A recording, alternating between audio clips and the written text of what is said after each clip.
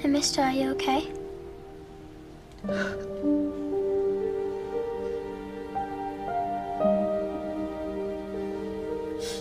Are you okay?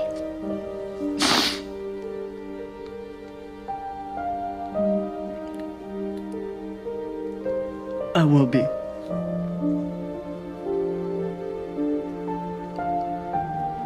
will be. And he was. On November 13th, 1982, the Vietnam Veterans Memorial was dedicated in Washington, D.C. One veteran walked 3,000 miles to be there. Another sold his household appliances for airfare. It was the largest procession the nation's capital had seen since President Kennedy's funeral. I'm here with the iconic Ed Asner, currently starring in Grace, a great Broadway play. Thanks for your time, Ed. For sure, for sure. All right, that's the spirit.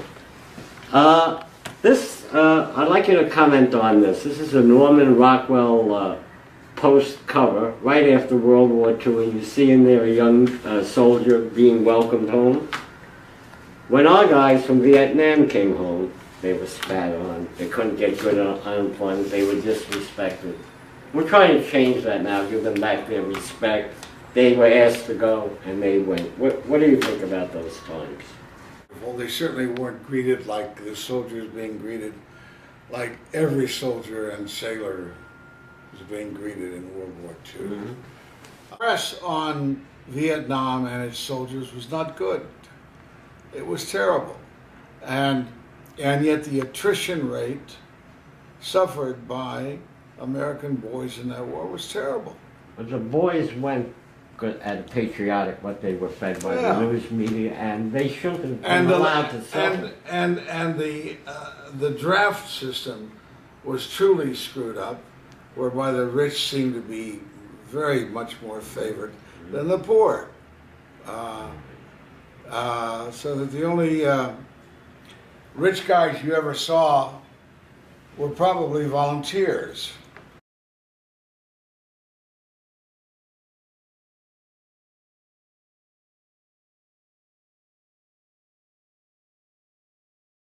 Finally, tonight, a rare look inside a place where memories of fallen American heroes live on. Every day, tributes are placed at the Vietnam Veterans Memorial in our nation's capital. And while they are left behind, they are not lost. They end up in a vault for safekeeping, and our Kevin Tibbles takes us inside. The things we carry to the Vietnam Veterans Memorial: respect, honor, heavy hearts. But many who visit this solemn black wall with its 58,000 names often leave something behind, a memento. They're family to all of us. Reminding us these names belong to someone. It's not just a statue, it's just actual people. And each evening, all are solemnly collected and delivered to a National Park Service warehouse. Janet Donlin is charged with curating these personal, powerful pieces of who we are. This is a sweater. The baby sweater of a boy who grew up to perish in Vietnam, left by his mother. She's saying that she couldn't bear to part with his teddy bear, so she decided to leave his first sweater at the wall. A beloved lassie. Built and painted by a 12-year-old boy who died at 21. A token of love. The letter says that even though she's moved on, he will always be her first love. Some leave their medals. One left the bullet that killed his friend. A toast with champagne, or a simple can of beer for a buddy.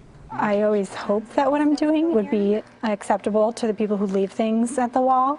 Row upon row, hundreds of thousands of keepsakes, all treated with respect. At the memorial, Ranger Peter Prentner watches them come. Some days it's very emotional, and you just realize how important it is. Because it is part of the healing.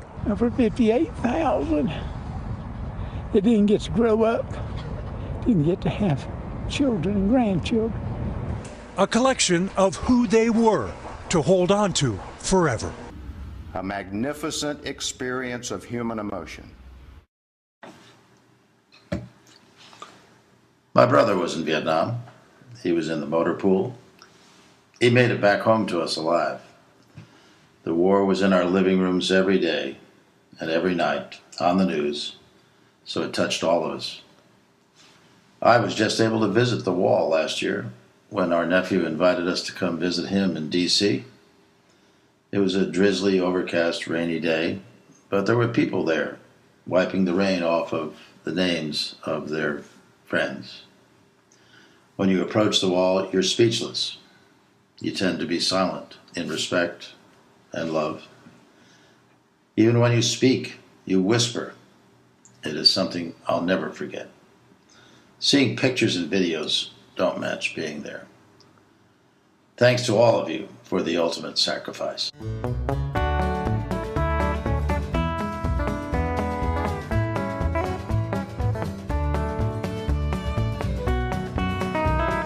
Over 1 million free tickets have been distributed by the Veterans Tickets Foundation.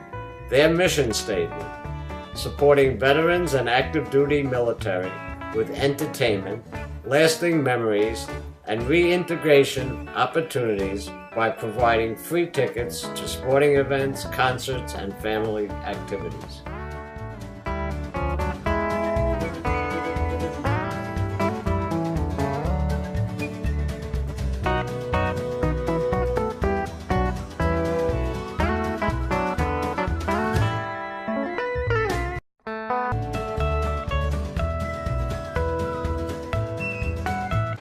I urge all of you to join Veterans Ticket Foundation. There is no charge, no obligation. We are lucky to have people who work so tirelessly to keep our veterans in people's memory. God